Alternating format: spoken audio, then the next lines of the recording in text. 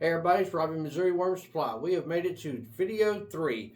This has Steve Churchill with Urban Worm Bag, Urban Worm Company. This video is his baby here. Keep watching. Remember, if you hit that notification bell, you'll be able to keep up the entire series. There are 80 gigs worth of videos. Subscribe and hit that notification bell.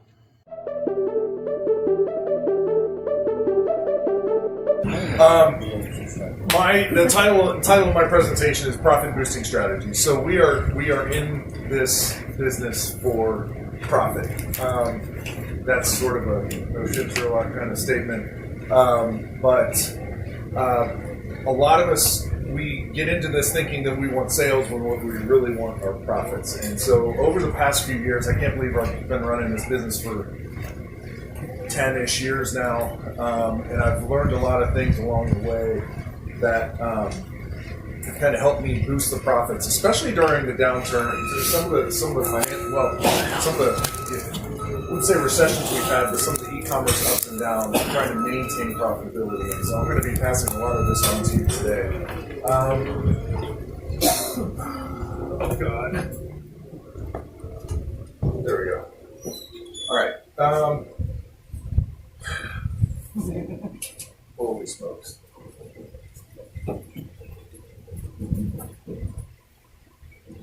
Great, now I'm going backwards. Yeah. Flat thank when I first. Sounds like You just get me to where the space bar works. All right. Cool. Forward and backward. Oh, perfect. I didn't know this. That's great. Okay. So, quick preamble. I do a lot more online sales than I know Zach does and I know Christy does. I'm almost all online. So I have a little bit of different priorities sometimes, especially when it comes to shipping. So you're going to hear me talk about shipping a lot today. That may or may not be that applicable to you, but a lot of the other principles will be, even though my sales are online and yours might be more offline or in person. So for those of you that have not yet chosen your website platform, I do recommend Shopify. It has it's kind of the smoothest e-commerce, like online checkout process out there. There are some other good ones that are on WordPress, but I think Shopify is the best. One of the things that kind of colors my whole presentation is that I offer quote-unquote free shipping in the U.S. Of course, we know the shipping's not free. It's just sort of wrapped up in the cost in the price of my products. I will tell you, I try to have a diverse product mix that will help profitability. We'll talk about that in a little bit. But I want you to understand this. Every customer you get costs you something, whether you know it or not. It does cost you. It either costs you in money, in advertising, or attending different events, or it costs you in time. So every customer that you acquire does cost you something. So the key here is that, and you've heard Zach talk about customers that come back over and over and over again. The sales you get from existing customers are easier than trying to just find new customers. So we're not looking for sort of like one-night stands. We're looking for continuing relationships over and over again. That is much more profitable than trying to find a whole bunch of one-time customers. So I had a mentor once that said, and I love this, and it's always stuck in my head, that revenue is vanity, but profits are sanity. So it's easy to get caught up on, I sold this much this month or this year, without actually realizing, wait, what is it that I actually kept in my pocket? It's actually harder to understand profit than it is revenue. So again, it's not what you make, but what you can keep. And profit should not be a dirty word. I think we are duty bound to make as much profit as the market will bear. That's going to allow you to take care of your employees, if you have employees, and it's going to allow you to take care of your customers. When you have a very profitable sale, it sort of allows you that slot to take care of somebody. Maybe you have to ship them something again to help make it right. It's a lot more easy to have great customer service when you are profitable. The two things I think about when I look at a product, gross margin, and then because I'm online, shipping. So gross margin is your revenue minus your cost of goods divided again by your revenue. It's expressed as a percentage. A couple things I want to stress here. The cost of goods, that is, if you are making your own product, cost of goods is like the whole ball game. Zach's got his stuff down to a penny. He knows what it costs him to make a pound of worm castings. That is very difficult. We could probably go a whole day trying to understand what all goes into cost of goods. Revenue is easy. You know what's coming in. But understanding your actual cost of goods, especially when you're doing something as organic as composting and worm composting, to understand what your true cost of goods are. I will say that if you are making something yourself, or if you are pre-buying in your inventory, you want to aim for a gross margin of no less than 35%. Because with the remaining 35%, that is what you have to pay your overhead with, and all those sort of monthly things that aren't directly associated with your product. So, and the shipping, again, is huge. If you are shipping product to your customers, being able to economize on shipping is huge, because if you don't, it is going to eat away at that precious margin that you have. Okay, let's talk about this is a vanity sanity sort of thing. This is their worm castings here at Arizona Worm Farm. It's a half gallon, but it approximates about 2.5 pounds. I used to sell this on my website for $14. Keep in mind, shipping is free, quote unquote free in the U.S. This would cost me about $1.15 in the castings, 67 cents for the packaging, about 41 cents for online transaction costs, and $10.27 to ship across the country from Philadelphia to California. That's kind of the worst case scenario. So, $14 the vanity, $1.50 is what's left after all those costs are there. That is the sanity. 10.7% profit margin. I don't even need to ask you the question. You know that is not a good profit margin. So let's put a pin in this one. We're going to come back to it here in a second. So we're going to talk about how you can, what I'm trying to do is get you to get top dollar for your product, and the ways that you can do that. You can either differentiate your product, or you can differentiate yourself in the mind of your customers.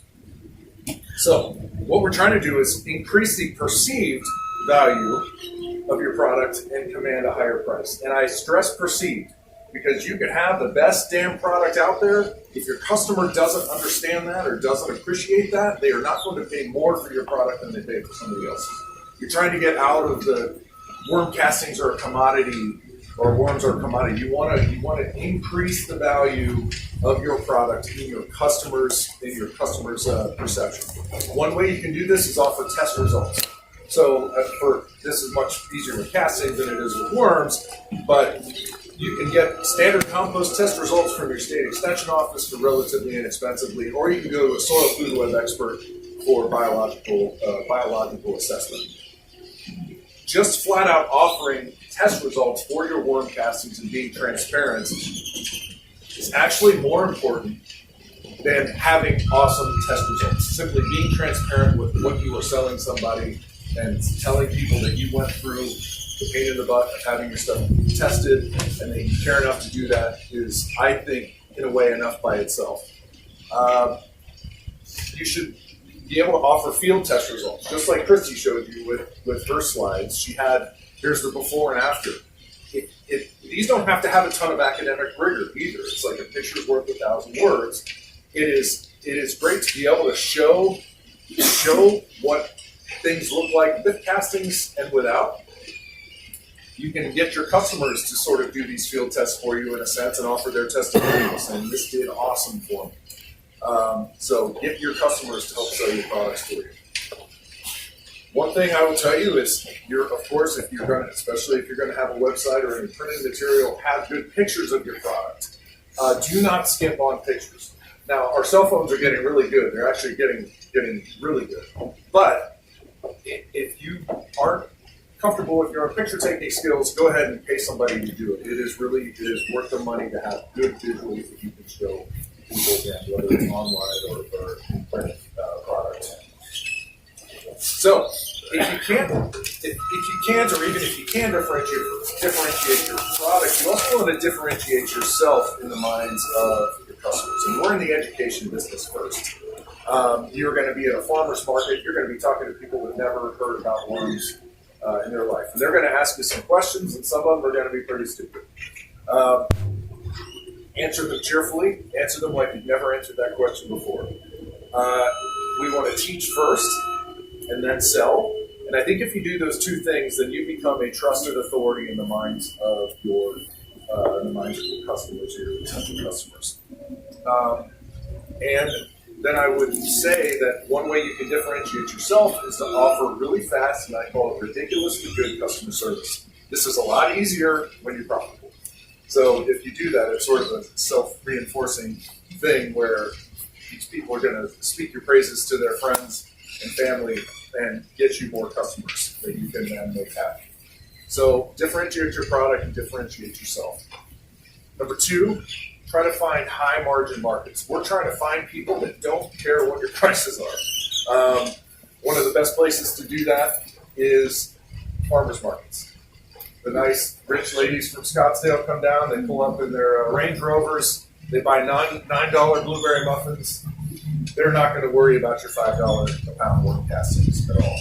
Do as many farmers markets as you can. Again, I'm online sales, I don't do them, but if I were going to have a locally based business, like many of you are, find those farmers markets. That's the holler right there. And if you can bring a worm bin to sort of teach and show the process of how you are making these things, all the better. It's very engaging. Find those master gardener groups. Like I know this is kind of beating a dead horse because you heard it from Zach, you heard it from Chrissy already.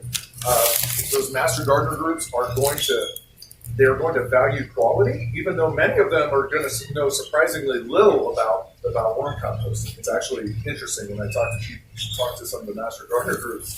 They're like, tell me about this.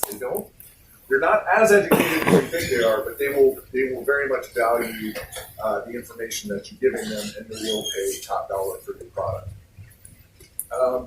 Workshops. I know one of the things that Zach did early on, and I believe it was taking Heather's advice, was doing workshops. I don't even know if they were paid workshops or not, but these people are buying product on their way out the door.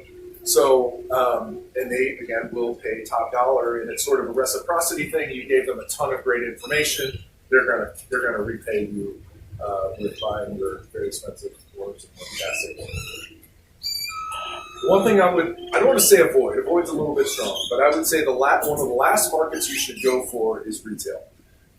When you go to a store that's going to need to then resell your product, expect them to be tough to work with. And the bigger they are, the tougher they're going to be to work with. They may require your products to have barcodes, maybe fancy plastic packaging with all sort of disclaimers and all that stuff.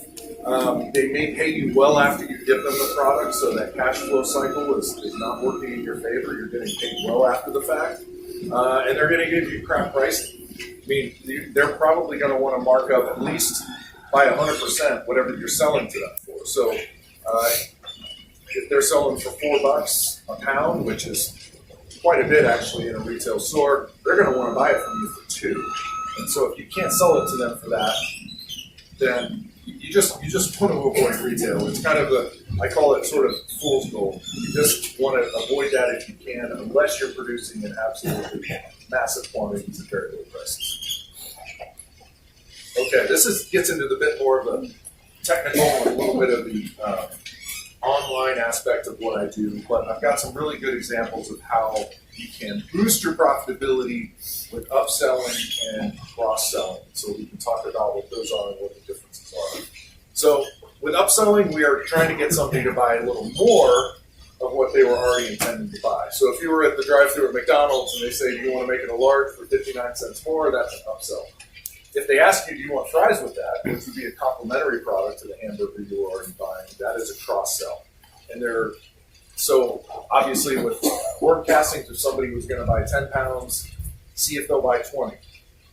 If with a cross-sell, if they're buying worm castings, you can sell them another soil product, and that can then again boost your profitability. Because remember, every customer that you acquire costs you something. So and it's a lot easier to sort of get more out of the customer than it is to try to go find another customer.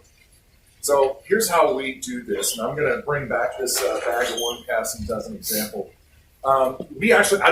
Because of the economics were so bad for this 2 pounds of worm castings, I don't even offer this on my website anymore, but it makes for a good example for the purpose of this presentation. So what we started doing, because I was, I don't want to say losing my shirt, but I was making very little money on 2 pounds of worm castings. I said, well, hey, since our shipping costs are already included in the cost of the worm castings, what if I offered a discount on 2, because I have all that margin that's sort of chewed up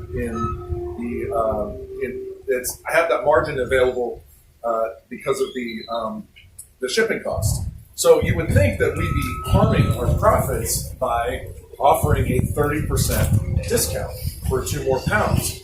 But you don't have to read all of this. We made $1.50 in this, and so much of that cost was in the shipping. It cost $10.27. It cost $11.06 to send 2 of these across the country. So we were able to reclaim a lot of that profit margin. So I went from a sale of 10.7% profit margin to a 39% profit margin, and while giving the customer what looked like a sizable discount on the second bag of worm castings. 30% is a big number in our mind. So I was able to entice a lot of people to go ahead and spring for that second, 2 pound bag. Real quick. Is that due to using like a priority shipping box that's the same cost no matter how much you put in it, or how? No, that is just because so much of the cost is in that first 2 pounds. The going up to 2 to 4 pounds is a very marginal difference in shipping cost. So,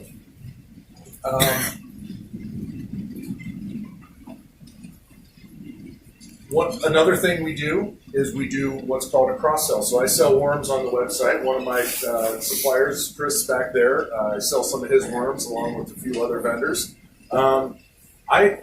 Worms for me are not incredibly profitable because I don't grow them myself. Like a lot of my products, I'm not making them myself. I'm selling other people's things. Worms are tough to be really profitable on, especially when you're shipping. So I have that about 35% profit margin. What's called about a $19 profit on a pound of worms. I'm okay with that. Well, what I will do is I will offer them a complimentary product. Now, this is shipped separately than the worms, but I will offer them a complimentary product that by itself has a 70% profit margin. So much, much higher. I call this the Worm Success Bundle. It's some bedding with the coconut core bedding. I've got castings to help inoculate that coconut core. We've got worm chow, and then one of our branded urban worm thermometers. Package that up and overprice it at $49. Only so I can offer a discount for people when very few people buy that by itself, but a decent amount of people buy that as a cross-sell product at checkout, which will take my $19 profit on 1 pound of worms up to $47 when they buy those 2 things together. So here are the economics on that. Here's how this has performed for us. It's about a 15% success rate. So 15% conversion, we call it in the online world, is for every 100 people that come and buy a pound of worms, 15% of them buy the Worm Success Bundle. And in just Red Wigglers alone, that was $8,000 more in revenue in 2024 for us, and close to $6,000 in gross profit. Now, you see 2 lines here. I'm sorry if the font's a little bit small. One of the things that you can do with online sales is sort of collect data and test things. And one of the things I do with software, and again, this is a lot easier on Shopify, is do something called a split test or an A/B test, which is people randomly, customer 1 may come to the site and they are offered the Worm Success Bundle for 20% off. Somebody else may come and order and they're offered it at 25%. I have no control over that. This is done at random via the software. But what we notice is that the smaller discount actually sold better for us. A greater percentage of people said yes to a 20% discount than the people who were offered a 25% discount, which is Seems counterintuitive, but you know what I did? I turned off the 25% discount and kept the 20. I should probably test this with 15 and see how it goes, but I'm lazy. So I said, 20% is fine. So understand that the smaller discount for online sales may work a little bit better than the larger discount. The other thing I do is I with online sales, you're collecting email addresses. So the customer makes a purchase. I send them a follow-up. I send them follow-up email, and I send them actually a sequence of other things that tend to be more educational. But every now and then, I'll sort of throw in hey, if you need this, you can buy this product. Maybe you need the thermometer. Maybe you need bedding later on. And just for worms. In 2024, we made over $28,000 in additional sales simply from this automated email sequence after they had already purchased worms. So that is another way that we can upsell and cross-sell automatically. And this is not me sending these things out manually. It's done automatically. So again, I will harp on shipping costs. We already talked about how you can ship 2 pound laser castings for what's essentially the price of one. Understanding your shipping costs is absolutely huge. And the one thing I will tell you, most of you are in the U.S. and you'll know we've got the Postal Service, UPS and FedEx that are our options.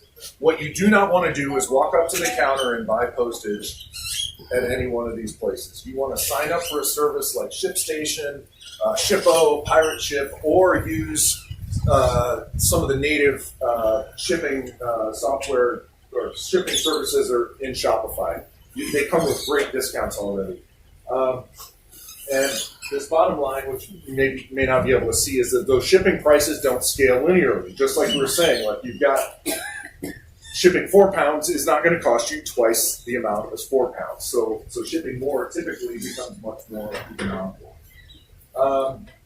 You are going to want to use the Postal Service for the lighter type products, and then UPS and FedEx for what tend to be heavier products. Now, I will say there's a new product called UPS Ground Saver that if you do start to ship these things, what they do is UPS ships them to the Postal Service, which then delivers the product. So it's a sort of a hybrid USPS. So UPS to the Postal Service, and the Postal Service delivers it to you. That can be pretty cheap too. So actually, during the pandemic, shipping costs actually went up. I actually think they're starting to come down back a little bit, which is nice. So this is a product that is made by Dan Lanowski. We've mentioned him a couple times. Dan, you're going to raise your hand. This is the Turbo Sift. I sell a branded version of this called the Urban Worm Turbo Sift. Thank you, Dan, for doing that. So this is how my mind works. What do you see? You see probably the black tray with the little metal thing on top of it that runs back and forth and actually helps you. It's a small scale casting sifter is what it is. So you see the metal and you see the tray that's underneath it. What I see is this area inside of here that's empty that I'm going to be shipping. So what do I try to do? I try to offer as many things that might feasibly fit inside of that void because I'm shipping that volume anyway. Let's try to fill it with something that makes sense, but that's also helpful to the customer. Maybe some worm chow. These people are doing vermicomposting, obviously. Maybe they need worm chow. Maybe they need a thermometer or something else. So this is where having a sort of a diversified mix of products is actually helpful and helps you kind of boost your profitability. Shipping worms. I don't ship worms. Chris ships worms. I've got a few other people. Shipping worms is the biggest pain in the butt ever. You end up having very needy customers. You have issues where, I know Zach talked about selling bed-run worms that are in their native habitat. That's better for the worms. Unfortunately, that wet stuff also is a heat conductor, and that's why if you buy worms through the mail, mostly they're shipped in dry peat moss because it is not going to conduct heat, and it's not going to be microbially active in that dead peat moss. with that out of the way, if you do decide to ship worms, it looks like, especially if you're, say, shipping a half a pound of worms, that, oh, I'm under that pound and I can ship USPS first class. Don't do that. First class is not first class. It's like third class shipping because it takes like 6 days for the thing to get across the country, whereas USPS priority should take 2 or 3. And believe me, I learned this the hard way, is that I go, oh, I can ship this really small box because I'm only shipping a half a pound. Well, you know what happens with a really small box? The postman takes it and puts it in the mailbox in August in Alabama. Don't do that. You need a box that's probably about 7 inches by 7 inches by 7 inches, maybe a little bit smaller with one of those in order to ship the worms to prevent the postman from sticking them in the mailbox. Here's what we do. All right. Sell information. Information is theoretically one of the most profitable things out there. Again, you sell information, you can do it with workshops. These can be paid for free. If they're paid, great. If not, you are going to be paid back in the product sales that you get because you provided the information to folks. You can do consulting, and I'm glad that both Zach and Chrissy had already said this. You don't need to know everything in order to consult with somebody. When you leave this conference, you're going to know more about worms than 99% of the people out there, probably more than that. There is nothing wrong with you selling your knowledge to them as long as you're upfront about what it is that you don't know. So every now and then somebody wants my help with a large-scale composting and vermicomposting. I have done stuff that would be considered mid-scale, but I know that I need to bring in other people for that. And so I'm very upfront that I say I'm going to enlist the help of somebody else to help plan your project for you. But I've done consulting, but again, just as long as you are upfront about what it is that you don't know and be honest about the customer's expectations, I think you should go sell the information that you got from this conference. And we'll give you the green light to do that. Print digital information. One of the things I like about, and I have some, we'll call it digital information that I sell online through a course. The beauty of information is that the cost for me to make one copy of it is the same for me to make 1 million copies of it. Do you know what I'm saying? So if I'm creating an ebook that I sell you for $6, it took me this much effort to make that ebook. But if I'm distributing it digitally, I still am only giving you that much. You know, there's still only that much effort. There's no additive cost of goods for every copy that I make. So if you can sell information as an add-on or as a follow-up to your customers. So the final thing here is to raise your prices, and this is like the duh section. But a very small increase in your prices can actually make a very large improvement in the product. So if you are selling a product for $11, but it costs you $10 to make it, this is an absurd example. That's a really poor profit margin. You raise your price by a dollar, but you just doubled your profit margin. So a somewhat small incremental price change will actually have a significant change in your profit margin. I like to raise prices when demand is high, and I especially do this with worms, because late in the spring, after everybody's gotten all their worms, it's like no vendors, no suppliers have worms, but people still want the worms. I increase the prices, which sort of depresses demand, but makes those sales much more profitable. So I use pricing to kind of meter sales a little bit when that supply is low. Is that temporary? Yeah. Well, that for the worms would be a temporary price increase. Yes, absolutely. I will tell you, I've talked about offering discounts on this or that. If you know you're going to run out of a product this spring, don't discount. Just there's no point in it. You're gonna run out of. If you're gonna run out of product, just get as high as get top dollars for it as much as you can. And the other thing too, and one of the nice things about online sales is there's something called basically a site conversion rate, which is the percentage of people that come to my website that don't buy anything, or I'm sorry, that do buy something. My conversion rate on my website is between 1% and 2%. So 100 people come to my website, 1 or 2 people buy something. That's pretty low, but it's normal for e-commerce. If you are tracking your success rate and you find, especially for something like online sales, that 6, 8, 10% of the people are actually buying something, good, except that probably means that your prices are too low. So if you have too many people that are saying yes, you might actually need to increase your prices. My sister is an educator. I didn't mean to tell this story, but my sister she writes and edits school textbooks. And she was worried about putting in a bid that seemed a little bit big. She was bidding for a job with McGraw-Hill, who she works with all the time. It's a massive publisher. And she was worried about it. And I said, how many times has anybody ever said no to you, to any of your bids? She said, almost never. I go, increase your prices. So same thing with whether it's school textbooks or worm poop. If too many people are saying yes, maybe it's time to increase your prices. So I'm just going to leave you with a few things here. I've said most of these things already. I've said it not all. Every customer you acquire costs you something. It is far better for you to take those customers and make them happier with more or better products, get them coming back, than it is to try to just go out and find brand new customers.